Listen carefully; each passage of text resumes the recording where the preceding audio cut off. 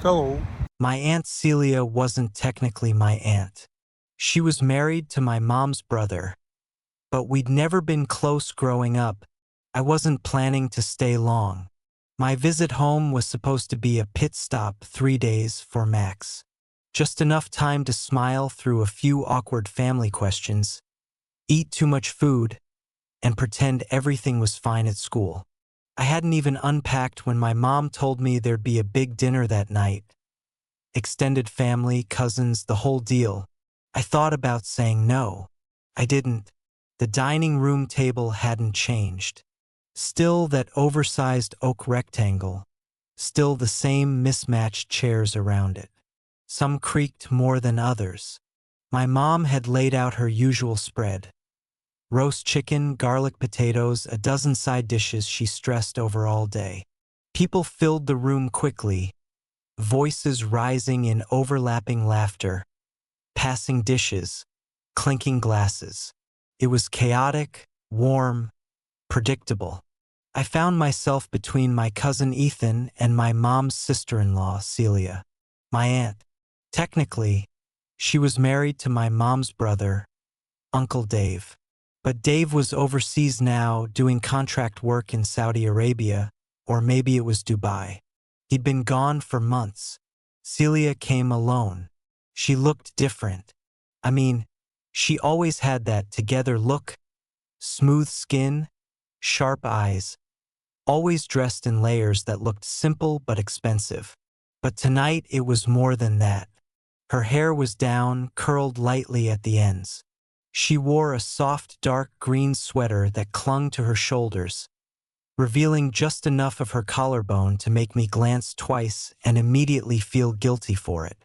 "Is this the college man himself?" she asked as I sat down.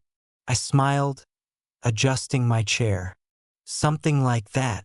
She looked at me, really looked, and smirked.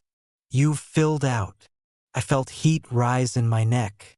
"Blame the dining hall food." She chuckled and turned back to her wine, her fingers lightly circling the rim of the glass. I caught myself watching the way her fingers moved, then forced my eyes back to my plate. Dinner was loud. Plates passed. Jokes flew. My little cousins screamed about soda spills. My mom kept darting in and out of the kitchen, fretting about undercooked vegetables. I mostly stayed quiet, answering questions when they came, smiling when expected. Celia asked me about school, about my major. She asked if I was dating anyone. I shrugged. She hummed, as if that told her more than I meant it to.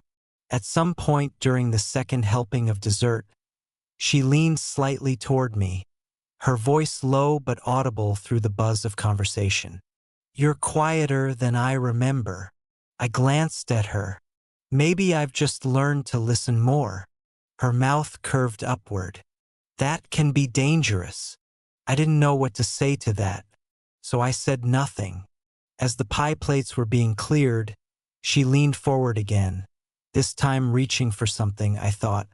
But instead, she slid a small folded piece of paper across the table, shielding it with her palm. No one else noticed. My heart jumped a little. I hesitated, then palmed it under the table and slipped it into my jeans pocket without opening it. She didn't look at me. She kept talking with my uncle across the table, laughing at something about airline delays. But I could feel it, that invisible line stretching from her seat to mine, like some current was humming beneath the conversation, beneath the clatter of dishes and the noise of family life. When I got up to help take plates to the kitchen, I finally unfolded the note. One line, "Come see me after everyone leaves." That was it. No name, no explanation, just that sentence. My pulse picked up. I folded it again, tighter this time, and shoved it back into my pocket. What the hell did that mean? Was it a joke? A dare? Some innocent family errand in disguise? I tried to think rationally, but it was hard when my brain was already spinning faster than it should. She didn't look at me for the rest of the evening, at least not that I could catch. But when she said goodbye to the others and lingered in the hallway talking to my mom, she looked over her shoulder once. Just once. And I knew that look wasn't random, and the night wasn't over. The house was never truly quiet after family left. Even when the voices faded and the door finally clicked shut behind the last carpool of cousins, the echoes lingered. Plates still stacked in the sink, the smell of cinnamon and wine floating stubbornly through the air, laughter like phantom noise in the corners of the room.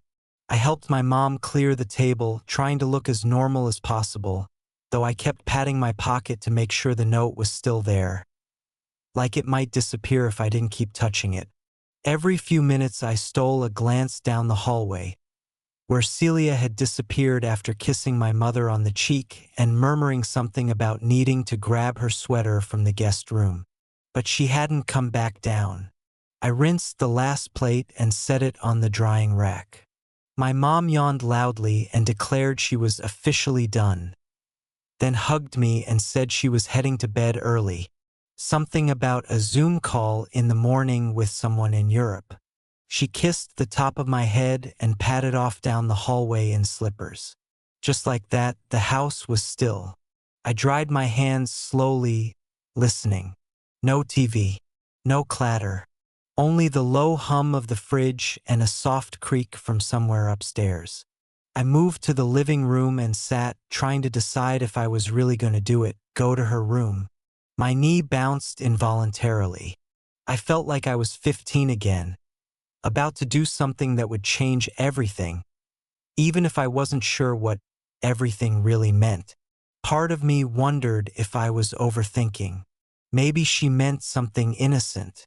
Maybe she needed help with her suitcase, or had another note to pass. Something she didn't want the family to see. Maybe footsteps, light, measured, almost silent.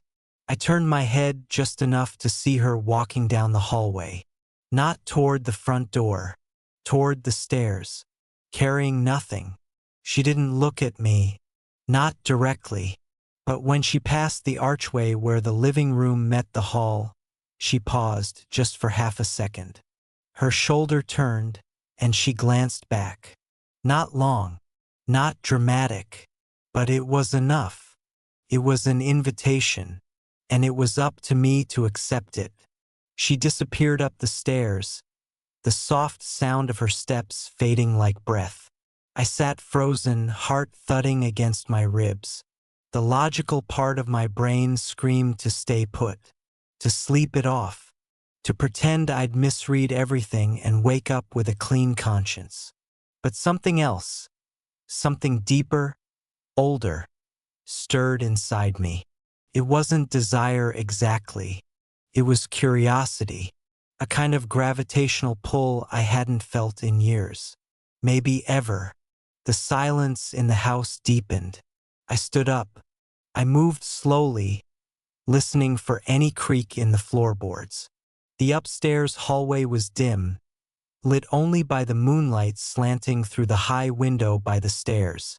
Her room was at the far end, formerly the guest room, now used mostly when she stayed over.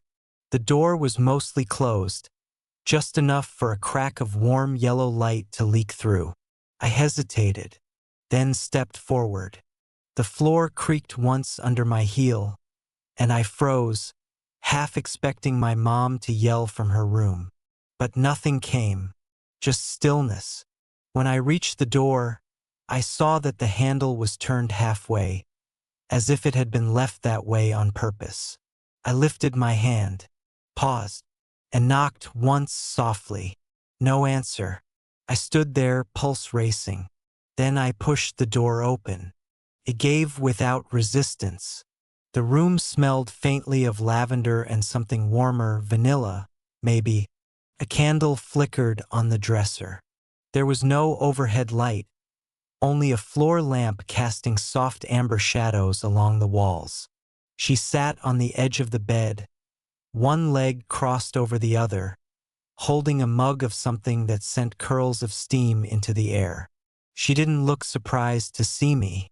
"Hey," she said quietly, her voice smooth as warm tea. "I didn't know if you'd come." I swallowed. "I wasn't sure I would." She smiled faintly and looked down at her cup. "Close the door." It wasn't a question. I reached behind me and eased the door shut with a soft click. Now it was just us. The air in the room was still heavy, not in a suffocating way, but like something unspoken filled it. Something that had been waiting a long time to be acknowledged. She gestured toward the armchair near the window. "You can sit. I'm not going to bite." I did, grateful for something to focus on besides the strange flutter in my chest. She sipped from her cup. "You probably think this is weird. I don't know what to think." I figured.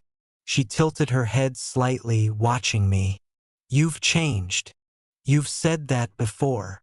It's still true. I didn't know what she wanted from me. To talk? To tease? To confess something she couldn't say at the dinner table? "I didn't mean to confuse you," she said finally. I wanted to be seen, really seen.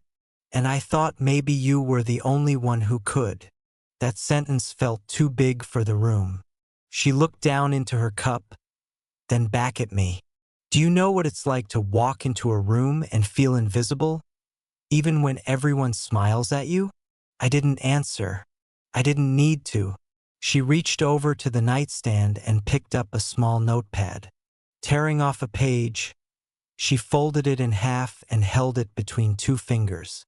"This was supposed to be the only thing I gave you," she said.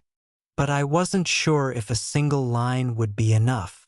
I hesitated, then took the paper, opened it. It said, "Would you have noticed if I never left?" I looked at her, and for the first time that night I realized this wasn't about seduction. This was about connection, loneliness, a need to feel real to someone again. And now I was here, sitting in the middle of a moment I hadn't planned for and didn't know how to leave. I sat with that piece of paper in my hands long after she'd set her cup down. The candle on the dresser flickered every time the air shifted, like it too was waiting for something to be said. Her words echoed in my head. "Would you have noticed if I never left?" I didn't know how to answer that. Or maybe I did, and I just wasn't ready to hear myself say it out loud. Celia leaned back on the bed slightly, one hand braced behind her, the other resting on her knee. Her sweater slid just enough to expose the sharp line of her shoulder, and I looked away. Not because I wasn't tempted, but because I didn't want to make this moment about that. At least not yet. She noticed, of course. She noticed everything. "You're not a kid anymore," she said softly.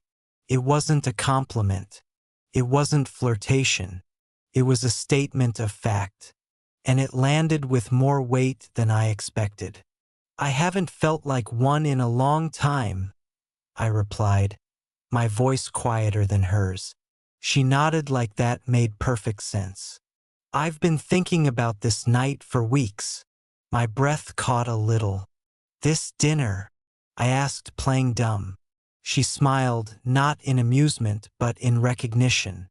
"No, this moment, this quiet." She shifted on the bed, her knee bending toward me, the candlelight painting her bare foot in gold and shadow. "I don't get a lot of quiet anymore. Not the kind that feels good." I stayed quiet. Something told me if I just let her keep talking, I'd understand what this was. And I wasn't sure I wanted to interrupt that process. "When Dave left for the Middle East," she continued, "I thought I'd enjoy the solitude. I thought I needed space. But the truth is, space only works when you know someone's coming back to fill it." She glanced at me, and no one came back. That last line sat between us like something alive. I'm not saying this to make you uncomfortable, she added quickly. You're the first person in a long time who looked at me like I wasn't just someone's wife, or someone's relative, or someone passing through the background. I didn't mean to, I said, but even as the words left my mouth, I wasn't sure if they were true.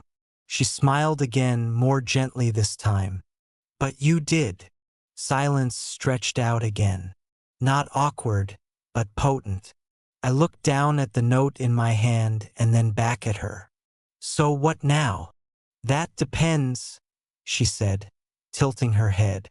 Do you want this to be something we both remember as a moment that almost happened? My heart pounded. What would it mean if it did happen? I asked carefully. She looked at me for a long time, her eyes searching mine, unblinking. It would mean, she said slowly, that for one night, we stopped pretending to be who we're supposed to be, and just were. She stood up then, slow, graceful, and crossed the room. She didn't touch me. She walked past me and stood by the window, her arms folded. Outside, the moon was high and white against the black sky. The street below was empty. Everyone was gone. I'm not going to ask you to do anything, she said.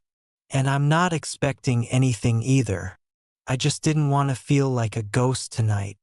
She turned back to face me. And you didn't make me feel like one.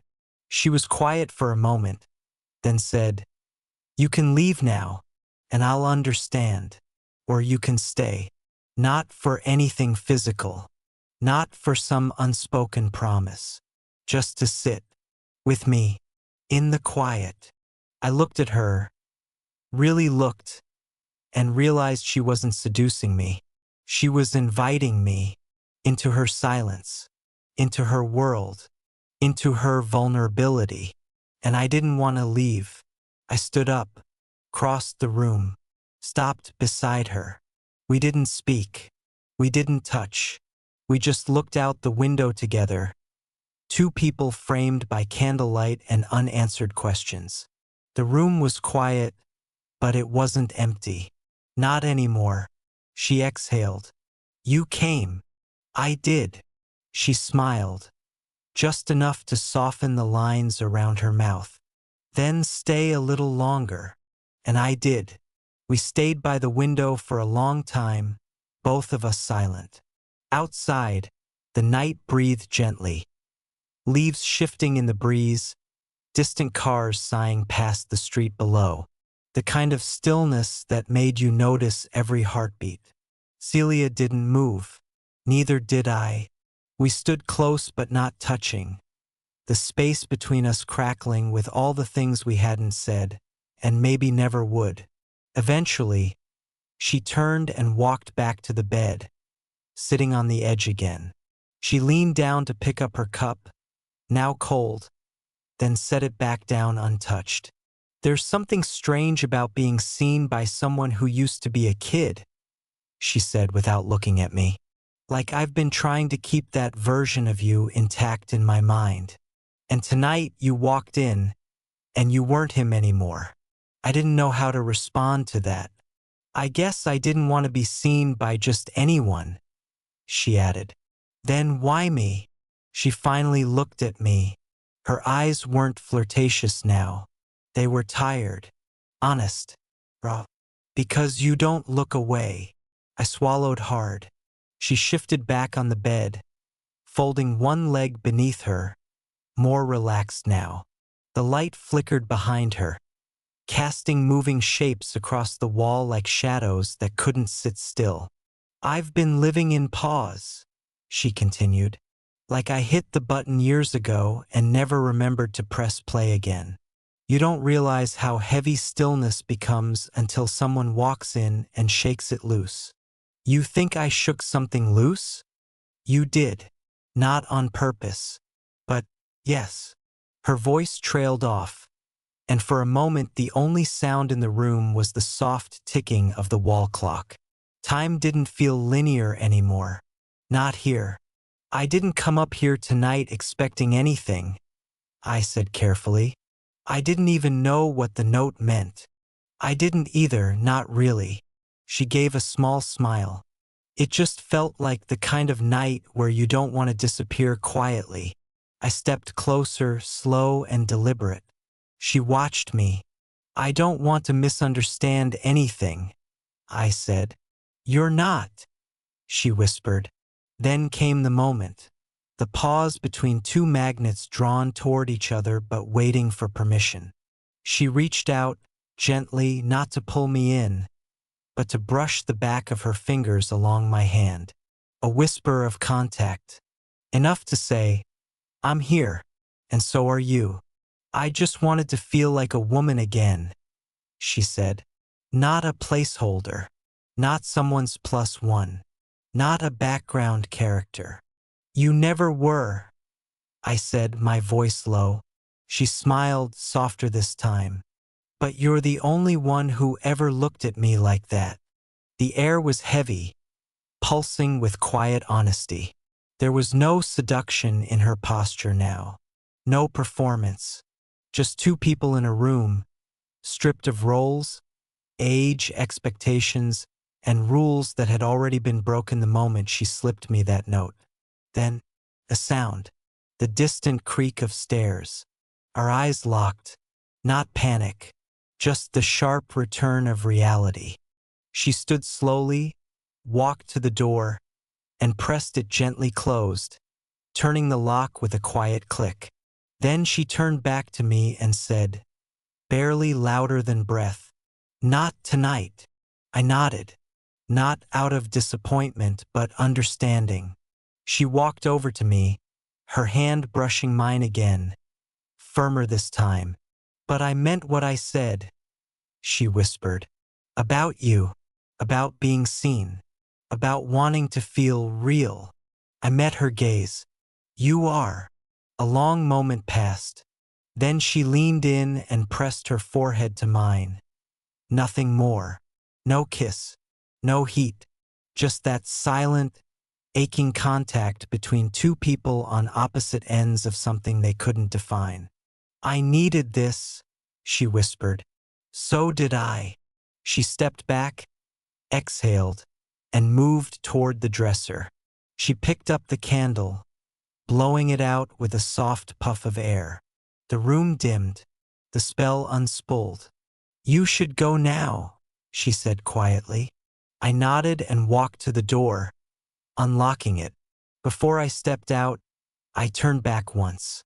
She was standing in the dark, her arms crossed, silhouetted by the faint light from the window. "If I come back," I said, "would you answer the door?" Her voice came steady. "If you come back when there's no one else around, yes." I walked down the hallway with the note still folded in my palm, and I didn't look back. Bye bye.